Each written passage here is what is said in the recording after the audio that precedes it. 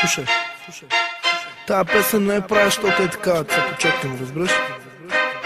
Просто изразявам това, което чувствам. И бих казал, че и това е твърде малко.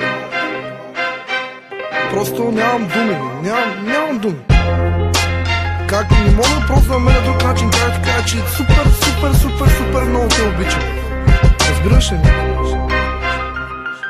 Обичам те, когато сутрин ти отвориш очите си. Обичам те, когато ме прегърнеш и в мечтите си. Обичам те, когато целувам устните ти нежни. Обичам те, даже когато кажеш да сме набрежни. Обичам те, когато хванеш ръката ми гореща. Обичам те повече от първата ми среща. Обичам те, когато си до мен и си за смяна. Обичам те, даже когато си мъничко пияна. Обичам те, както ти обичаш всяко сладко. Обичам те, когато ти говориш ми накратко. Обичам те, когато в момента труден си до мен. Обичам те повече от най-слънчевия ден. Обичам те, когато всичко правиш с чувство. Обичам те като музиката, като това е изкуство. Обичам те, когато двамата с теб хапваме пица. Обичам те, когато от моята обич грабиш с лъжица. Обичам те, когато с теб пътуваме надалече.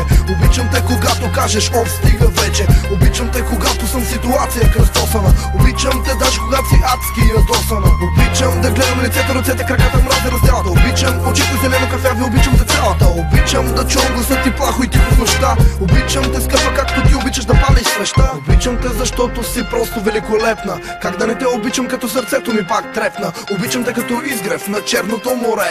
Обичам те както птица, обичам безкрайното небе.